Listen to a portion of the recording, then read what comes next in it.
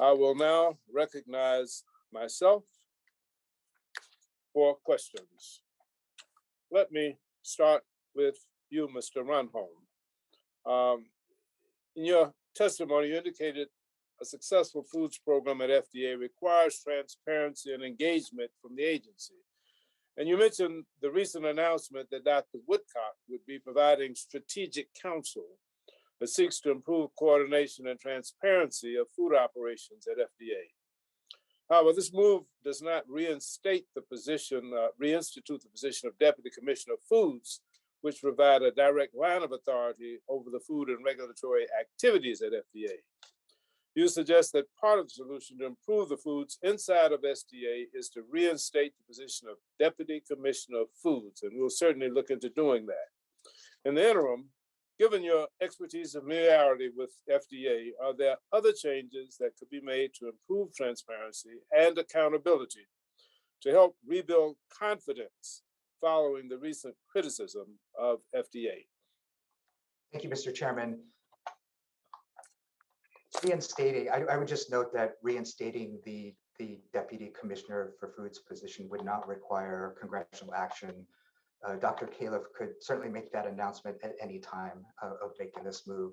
But setting that point aside, I would just say that because ORA's human food inspection operations reports directly to the commissioner instead of a food policy leader, that means there's no single FDA official whose job it is to lead the food mission area and provide effective oversight to the program as a whole. So if this fragmented structure is meant to succeed, information on budget, planning, and program information must be widely shared to managers across the program, and decision roles must be clear. Also, accountability for how resources are used must be in place. So this means CFSAN and the Office of Food Policy and Response should have full access to all ORA budget planning and budget implementation data related to the human food program.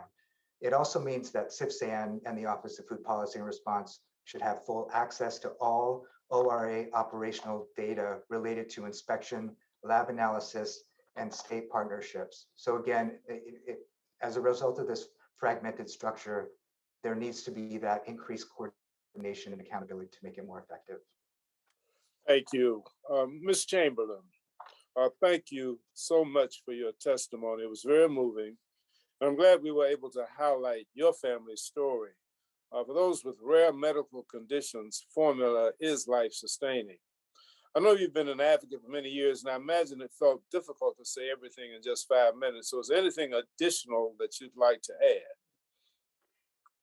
Thank you, Chairman Bishop, and thank you for your co-sponsorship of the MNEA. I have two quick things. Since the onset of COVID, there's been sort of an in-joke in people who advocate for rare disease that COVID taught the rest of the world what it was like to have a rare disease. So many people were sick. We had no idea what was going on for a while. We had no diagnosis. We had no treatments. We still have no cure. And we were confined to our homes and isolated. But that crisis spurred good things. There was remarkable support from our government and innovation in our scientific community. And I feel much the same about the formula crisis. So many people now understand how vital the white powder in these cans is to so many. And I'm hopeful that those of us who rely on this lifelong will have the attention and the support of both the public and our government in supporting the MNEA. Now that people understand us, we need them to take action. Thank you very much. Mr. Carney, thank you for your testimony. Can you talk about some of the possible short-term concerns that you mentioned, hospitalizations, and that there perhaps a number of short and long-term impacts with medical outcomes and nutrition security. Can you talk about some of the short-term concerns and long-term, and the risk of making formula, diluting formula, to try to make it last longer? My time has almost expired. Okay, I will be quick. Yes, I think we need to make sure that parents know that this, as we've said today, this crisis will be going on for several more weeks. So we need to be prepared.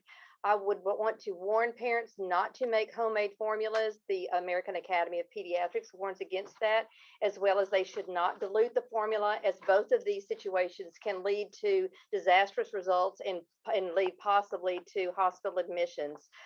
They should check with their pediatricians or even a registered dietitian that specializes in pediatrics for guidance on proper substitutions. Thank you. My time has expired. And at this time,